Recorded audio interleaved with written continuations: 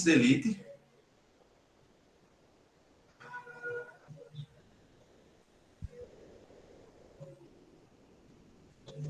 Fumus comicio delite, mais o periculum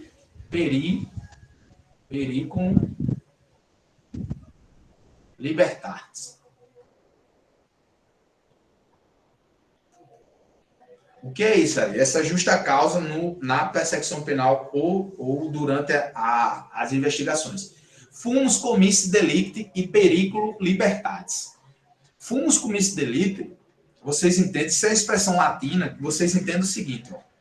Fumus comicio delicti, é como se tivesse a fumaça do cometimento do crime, né? O fumus comicio delicti é como se fosse a fumaça do cometimento do crime. São esses indícios suficientes de autoria,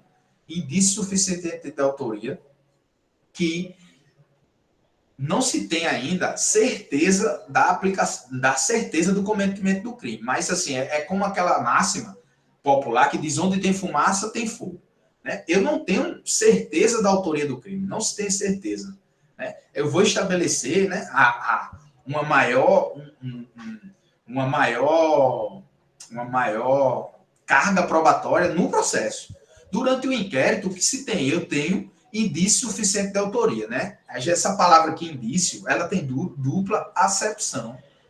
Quando a gente analisa essa palavra indício aqui, ó, no CPP, ela tem dupla acepção, né? Então, uma acepção da palavra indício no CPP, a gente já vai estudar isso quando a gente for estudar provas. Quando a gente estudar provas no processo penal, aí a gente se debruça muito mais sobre isso, sobre indício. Mas ela tem duas acepções. Uma acepção, ela é tida como as circunstâncias conhecidas e provadas, né, no processo. Isso é indício, né? E o Código de Processo Penal traz esse indício também como esses elementos de informação que são colhidos no inquérito. Tranquilo? Essa outra acepção que circunstâncias conhecidas e provadas, que por indução se faz crer que houve o cometimento do crime, né, ela é tida como prova indireta. O que é uma prova indireta? É aquela prova que não tem diretamente a fonte da prova, não foi diretamente vista ali, mas por indução eu posso crer que de fato o crime foi cometido. E aí a doutrina traz a ideia ela traz um exemplo que como é que a gente pode estabelecer esse indício como fonte indireta, né? Eu preciso de duas para eu chegar à prova, eu preciso de fazer duas acepções referenciais. Como, por exemplo, tem dois exemplos que a gente pode visualizar isso. O primeiro exemplo é aquela testemunha que ela vê o indivíduo entrando numa residência ou num compartimento, ela escuta os disparos de arma de fogo, esse indivíduo sai desse compartimento, dessa residência, com a arma de fogo na mão, né? Muitas vezes sujo de sangue e correndo.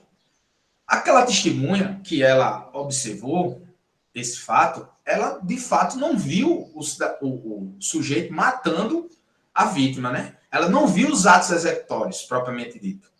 Mas eu preciso de duas concepções, eu preciso fazer duas concepções inferenciais, né, para perceber que, de fato, foi ele que cometeu o crime. Por quê? Isso aí é tido no Código de Processo Penal como indício. É justamente a prova indireta. Eu preciso fazer duas atividades inferenciais. Eu preciso fazer duas atividades diferenciais. Eu sei que ela não viu os atos executórios, mas eu sei que ele entrou naquele momento, ouviu os disparos, ele saiu naquele momento com a arma em punho e tal. Isso aí é um indício. É tido como prova indireta. A gente vai estudar a prova e aí, com muito mais tranquilidade, a gente avança nesse tema. E também os indícios no CPP podem ser trazidos como esses elementos de informações colhidos durante o inquérito policial, que são indícios. Então, esse fumus comicio delicti é isso. É aqueles indícios suficientes de autoria que a gente sabe que provavelmente o crime foi cometido pelo aquele sujeito, né? O crime foi cometido pelo aquele sujeito. Então, fumus comis delito. E o periculum libertatis. Esse periculum libertatis é o perigo da liberdade do investigado. O investigado está ali em liberdade e está cometendo novas infrações penais, está cometendo infrações penais. Então, esse perigo do investigado ou o acusado estar solto é o que vai estabelecer essa justa causa. Fumus comis delicti e periculum libertatis. Deu para entender, pessoal? Posso avançar aqui no conteúdo? A gente aqui vai sem afobação. Fatiou, passou, sem afobação. Tranquilo? Isso precisa ficar muito claro na mente de vocês. Ari, eu entendi, mas daqui a pouco eu esqueço tudo. Todo mundo é assim. São raríssimas exceções dos gênios que tem aquelas mentes fotográficas que ele vai ver o assunto e daqui a 2, 3 dias ele vai lembrar tudo de novo. E concurso não é para esse cara, não. Esse cara devia estar na NASA, devia estar desenvolvendo as coisas aí para a gente. O concurseiro é aquele cabo brabo, né? É o que um amigo nosso aqui chama do burro caveira. É o burro que não desiste, é o burro que está ali na guerra, né?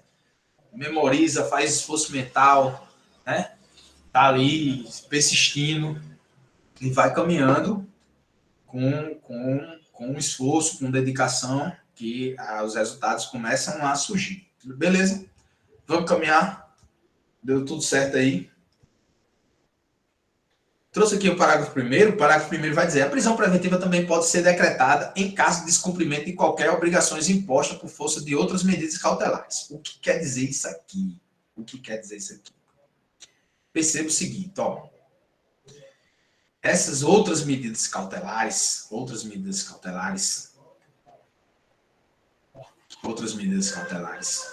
e veja que a prisão preventiva ela pode ser decretada, né? Poderá ser decretada em caso de descumprimento dessas outras medidas cautelares. O que acontece? As medidas cautelares diversas da prisão, a gente vai ver aqui o rol de medidas cautelares diversas da prisão, como, por exemplo, comparecimento mensal em juízo, é uma medida cautelar diversa da prisão, como monitoramento eletrônico. O que é monitoramento eletrônico? Aquela pulseira na canela do indivíduo, é uma medida cautelar diversa da prisão. A fiança, né? O recolhimento domiciliar nos períodos noturnos, a proibição de frequentar determinados lugares. Isso tudo são medidas cautelares diversas da prisão. Essas medidas cautelares diversas da prisão veio para salvar aquele sujeito que, mesmo ainda existindo a possibilidade de aquele sujeito tenha contra ele uma prisão preventiva decretada, né? E o juiz perceber que cabe uma prisão cautelar diversa da prisão, né? Tipo assim, rapaz, eu podia segregar a liberdade desse sujeito aqui, mas eu não vou fazer isso não. Eu vou aqui. Se eu determinar aqui uma medida cautelar diversa da prisão, vai ser menos sofrível para esse indivíduo. Então, vou decretar aqui essa prisão cautelar diversa da prisão, porque eu não segrego a liberdade dele e eu tento estabelecer ali a paz social. Né? E o que acontece? Acontece que, às vezes, o indivíduo... Então, ó, você vai levar isso para o próprio. Se, no caso concreto, uma prisão cautelar diversa da prisão for suficiente para resolver aquele caso concreto, será decretada uma medida cautelar diversa da prisão. Beleza? Como é que a gente vê isso na prática? Pronto. O sujeito, ele praticou o crime. Se ele praticou o crime e couber uma cautelar diversa da prisão, o juiz não pode decretar uma prisão preventiva. Mas por que isso aí? Por que isso? Porque quando a gente analisa o princípio da proporcionalidade, de novo, o princípio da proporcionalidade, e a gente vê aquele requisito intrínseco, né? O que é aquele requisito intrínseco? Lembra lá da teoria dos degraus que eu falei? Adequação, aqueles degrauzinhos, né? Adequação, necessidade e adequação, necessidade e proporcionalidade de sentido estrito. O que é adequação aí? Me rememore isso aí, que esses conceitos ficam tudo embaralhados na minha mente. Vou rememorar para você agora. O que é a adequação? É a aptidão daquela medida solucionar o caso concreto. Então, aquela aptidão daquela medida que você persegue tem que ser suficiente para resolver o caso concreto. Isso é adequação. Está lá no artigo, nesse artigo 282, inciso 1. Beleza? E necessidade. Necessidade, ela está prevista lá no inciso 2. Mas a necessidade que ele traz ali é a seguinte, ó. A necessidade é, se no caso concreto, quando eu observo o caso concreto, eu vejo que existe, entre as medidas disponíveis, existe uma menos gravosa para resolver o caso concreto, eu tenho que fazer a opção por essa medida. Veja que quando o juiz ele vê que, meu amigo, eu posso decretar aqui uma prisão preventiva, mas se eu decretar uma cautelar diversa da prisão, que é menos dolorosa para o sujeito, né?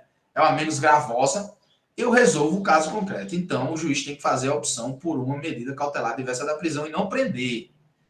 Isso é levantamento do CNJ, pessoal. Isso foi muito criticado por organismos internacionais, né? Porque no Brasil a quantidade de prisão era gigantesca. Então, a ideia era diminuir o número de prisão processual, né? Essas prisões sem trânsito de julgado, né? Essas prisões que intervêm em direitos fundamentais sem nem antes estabelecer a culpa do sujeito, elas teriam que diminuir no Brasil, porque estavam demasiadamente sufocando o sistema carcerário e trazendo prejuízos incalculáveis, né? Então, o que acontece? Então, o juiz, quando ele perceber que cabe uma cautelar diversa da prisão, ele tem que fazer a opção por essa cautelar diversa da prisão. Perceba que daquele requisito, o requisito intrínseco, adequação, necessidade, proporcionalidade, sentido estrito, então adequação e necessidade. Beleza? Isso agora, esse princípio da proporcionalidade, perceba que ele está sendo positivado aqui no nosso CPP. Tranquilo? Então, vamos à análise daqui do parágrafo 2º. Beleza? O parágrafo 2º vai dizer o seguinte: a decisão que decretar a prisão preventiva deve ser motivada e fundamentada em receio de perigo da existência concreta de fatos novos ou contemporâneos. Eu já expliquei isso aqui, mas eu vou rememorar vocês, porque ó, essa que tem que ser motivada, a gente sabe, né? A gente já sabe que toda decisão ela precisa ser motivada. Eu já falei isso aqui. Mas o mais importante de tudo foi que ó, o pacote anticrime, né, que é essa lei 13.964 de 2019, ele trouxe essa previsão aqui, ó, que ela tem que ser concreta, de fatos novos e contemporâneos.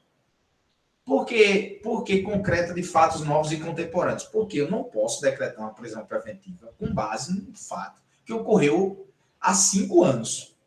Então, às vezes, né, o sujeito ele perturba a persecução penal e foge. Passou muito tempo. Eu não posso fundamentar minha representação da prisão preventiva ou da prisão, justamente da prisão preventiva, né, com base num fato que ocorreu há muitos anos atrás.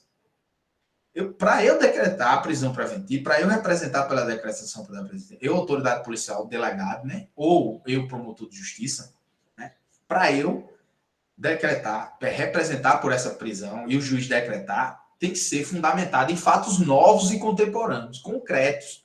Tem que dizer que os fatos estão ocorrendo ali naquele momento. Ali, motivado por este descumprimento de cautelar diversa da prisão, o juiz decreta a prisão preventiva, certo? Seria a exceção à vedação da decretação de ofício pelo juiz. Isso. Lucas, veja bem. O que acontece? Quando o sujeito descumpre a medida cautelar diversa da prisão, o juiz pode analisar o caso concreto e dizer: opa, sujeito, você descumpriu aqui, vou acumular com outra cautelar diversa da prisão, né? Vou acumular com outra. Ou então vou substituir essa cautelar diversa da prisão, que era mais branda, vou colocar uma mais pesadinha. E aí, se ele descumpre de novo, se ele descumpre novamente, e o juiz vai e decreta a prisão preventiva. Agora, a guerra do ofício. Prisão de ofício pelo juiz. Veja que a gente vai entrar num tema altamente nebuloso. Mas a gente vai conseguir vencer. Foi a discussão da aula passada. Veja. Há doutrinadores que entenderam o seguinte, perceba o seguinte, se já existe, quando o juiz decreta, vai chover em concurso, o professor Wender aí já se antecipou e já trouxe a advertência para esse senhor. Quando o juiz decreta uma prisão, ele não pode mais decretar de ofício. Leve isso para a prova. De ofício nunca. Por quê? Porque o juiz tem que ser inerte. Né? O nosso sistema é um sistema acusatório. O juiz ele tem que agir provocado. Né? O pacote anticrime trouxe a previsão expressa de que a gente adota o sistema acusatório. Então, pessoal, juiz agindo de ofício não pensa nisso. Né? Agora, quando a gente subir um pouquinho mais o nível aqui, que a gente vai chegar nesse momento, a gente vai perceber que doutrinadores como o professor Guilherme Madeira, ele diz o seguinte, olha, se já tem uma representação, o juiz não está agindo mais de ofício. O juiz não está agindo mais de ofício. Por que o juiz não está agindo mais de ofício? Porque já tem uma representação. Né? De repente, o promotor já tenha feito um requerimento ali, pedindo uma cautelar diversa da prisão. Né? De repente já tem um delegado representando ali por uma cautelar diversa da prisão, e o indivíduo descumpre, o juiz pode sim de ofício, decretar a prisão preventiva. E nem seria mais de ofício, não estaria mais sendo de ofício, porque o juiz já tinha sido provocado. Sacou? Agora, entenda o seguinte, e perceba a importância dessa sua pergunta. A gente chega na audiência de custódia, o juiz pode, de ofício, né? Quando eu digo assim, o juiz agindo de ofício, foi até uma dúvida de Tamara aqui na aula passada. Ela disse, nunca me entendo esse negócio de o juiz agindo de ofício. O juiz agindo de ofício, pessoal, é o juiz agindo por conta própria, sem ser provocado, né? O juiz agindo de impulso. Isso é vedado pelo ordenamento. Né? O juiz ele precisa estar inerte e deixar as partes se degradarem, que isso é o sistema acusatório. A função de julgar, né, na figura do juiz, de defender na figura do advogado, de ser o fiscal da ordem jurídica ali do promotor, né, dos interesses da sociedade, com o Ministério Público.